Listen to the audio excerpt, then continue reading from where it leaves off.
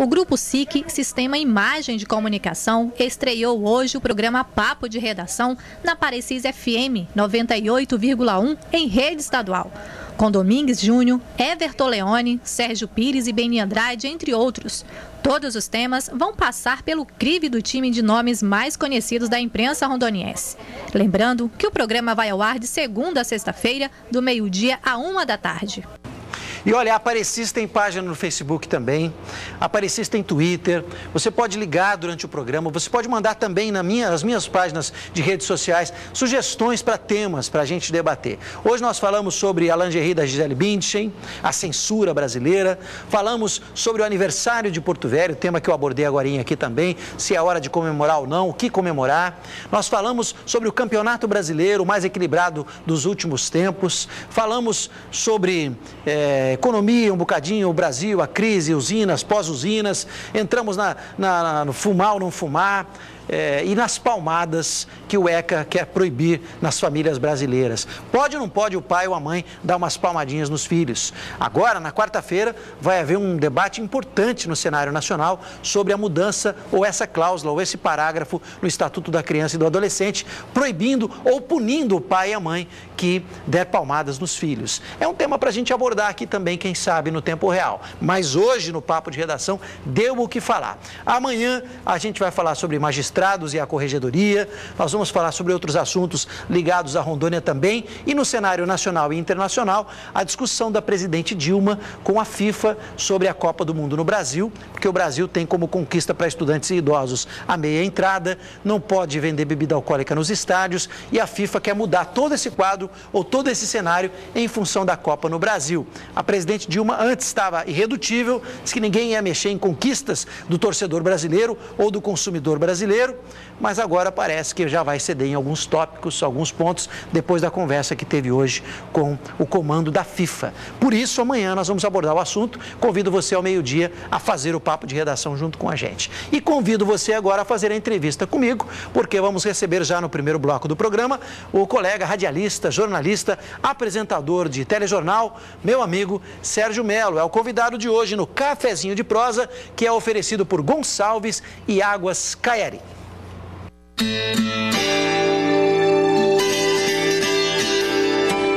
Tudo bem, Sérgio Melo? Beleza, meu amigo. Seja bem-vindo, meu querido. Há quanto tempo eu venho sentindo o aroma desse cafezinho então aqui. Eu vou preparar um para você. E na expectativa de um dia chegar aqui para degustar, para saber se é café mesmo e se é do bom. A sua filha, Sávia, já participou mais do programa do que você, Sérgio. É verdade, já esteve aqui tenho comigo acompanhado duas vezes e foi muito legal, muito legal.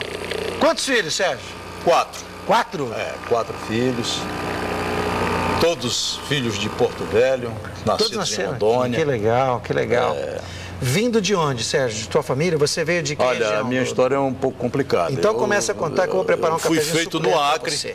Foi feito no Acre. Nasci no Rio de Janeiro, me criei em Manaus e vim para Rondônia em 1979. 79? 79. Veio em função de quê? Qual que era o objetivo da vinda de vocês? A minha vinda aqui se deu em função de um convite que eu recebi na época. Trabalhava numa rádio em Manaus, na Rádio Tropical de Manaus. E um belo dia o porteiro da rádio chegou e disse: olha, o Belchior está aí, quer falar contigo. Eu digo: Belchior? Ele disse: é. Aí eu olhei assim no vidro, pareceu até que era o Belchior, meu cara cheio de disco do lado. Mas se tratava na época, deputado federal Adaci Soares. Adaci Soares. O cara chamou de Belchior. Tinha, assim, muito parecido o Belchior. Aí ele foi lá, disse que tinha acompanhado um pouco do trajeto do aeroporto para o hotel, tinha acompanhado um pouco do programa, que era o Peça Bis pelo telefone, lá que eu apresentava na Rádio Tropical. E ele me fez um convite, disse que estava instalando uma rádio aqui, na Rádio Rondônia, que estava em fase ainda de experiência. Se eu queria vir trabalhar em Rondônia, apresentou lá uma proposta que na época me pareceu irrecusável e acabou que eu acabei vindo para Porto Velho e desde então aqui estou, né? E você já veio a princípio pensando em ficar mesmo, achava que era uma oportunidade daquelas que aparece para para fazer mudança de vida radical? Ou não? Você, não, eu vou pelo menos ver, né? Eu sou daqueles que gostam de ver para crer. Ver para crer, Tomezão. Não vou dizer que eu não conheço e não gosto, aí não dá, né? Tive que vir para cá para ver. E qual foi Infelizmente não deu para me trabalhar muito tempo com o deputado federal, Adaci Soares. Pouco tempo depois recebi um convite para trabalhar na Rádio Caiari. E fui para a Rádio Caiari, depois veio a Rádio Obras, se instalou em Rondônia, aqui em Porto Velho. Aí fui fazer rádio e televisão na Rádio Obras, aqui na antiga TV e Rádio Nacional, AM e FM. E fui ficando. Até hoje estou aqui Sérgio, nessa função. O que o rádio representa para a história de Rondônia? Nós estamos falando do aniversário de Porto Velho, já vamos rodar a reportagem. E tem muita gente nova chegando ao estado agora, gente vinda de todas as partes do Brasil e de fora do Brasil também, que desconhece um pouco de como o rádio foi e é importante para a história da nossa gente, né? Com certeza, sem dúvida nenhuma. Nós perdemos há poucos dias a radialista, jornalista Rita Furtado. Bem lembrado. Que em um programa aqui da casa, que é o Papo News, relembrou o período áureo da Rádio Nacional aqui nesse estado e a importância do rádio naquela época. Se bem que a importância do rádio já vem um pouco antes, desde a instalação da própria Rádio Caiari aqui, que fazia a comunicação com os ribeirinhos, né, o pessoal que ficava localizado nos sítios, ao longo do Rio Madeira, no Baixo Madeira, era o único meio de comunicação com as pessoas que viviam aqui na cidade.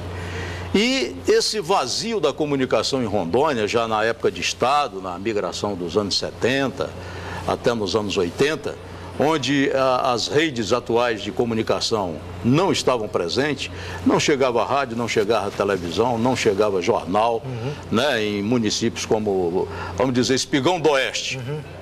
A ligação de Espigão do Oeste com o mundo, de Rolim de Moura, de todos esses municípios, principalmente os que estavam no eixo da BR, pelo menos conversavam com um caminhoneiro, né?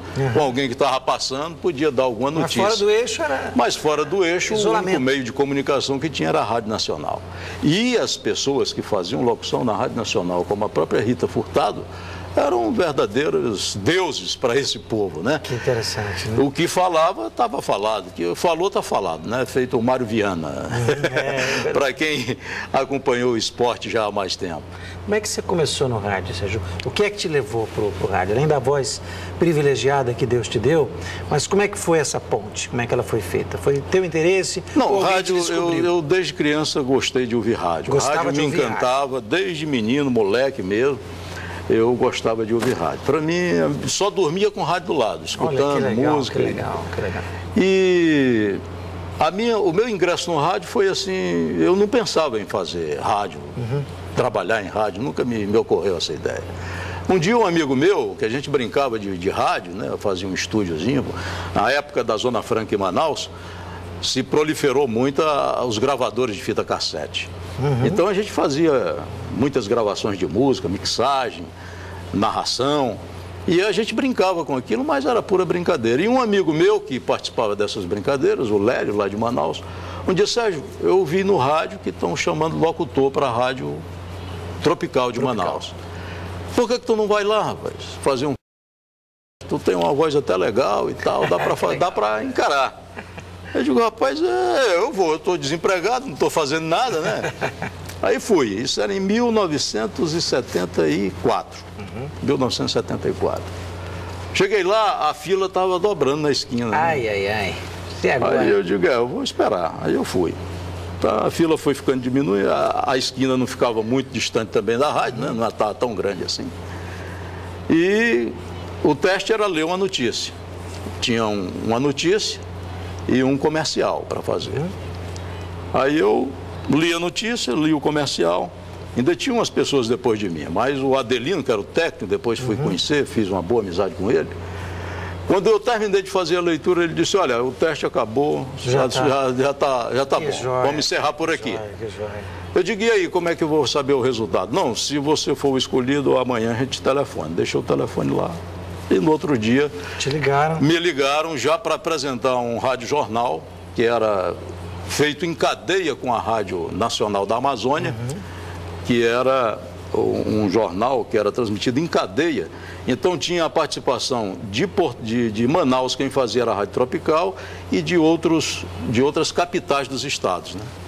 E eu cheguei lá pela primeira vez, já fui com aquela responsabilidade, não foi fácil, né? Mas graças a Deus... Que joia, que joia. Apesar da emoção, dei conta do recado e desde então, meu amigo Domingues Júnior, venho vivendo do rádio. Até que quando cheguei em Rondônia, aí comecei a fazer televisão, já por indicação do nosso amigo Eudes Lustosa. Maravilha. E à época era quem apresentava o jornal da TV Rondônia. E não sei o que foi que houve um impedimento lá, ele me pediu que eu fizesse a apresentação no lugar dele. Daqui a pouquinho, depois do intervalo, o Sérgio Melo continua falando sobre a sua trajetória e essa passagem ou esse início na telinha. Você também faz o programa com a gente, lembrando que quem comentar no Facebook e quem curtir a página hoje concorre a um abadá do Exalta Samba. Cada noite um sorteio. Nós vamos falar também sobre o aniversário de Porto Velho. E é claro, se você quiser construir algum outro assunto, participe. temporeal@msn.com. A gente volta em instantes, lembrando que o Cafezinho de Prosa tem apoio de Águas Caiari, essa delícia de água, a qualidade incomparável da Caiari e do Gonçalves, que nos permite, com essa cafeteira maravilhosa, oferecer sempre um cafezinho gostoso para os nossos convidados. A gente volta já porque tem os anunciantes agora, lembrando que eles são os grandes responsáveis por manter acesa essa chama. Por isso, sempre agradeço a todos os parceiros que você recebe agora em sua casa com a mensagem do patrocinador. Até já.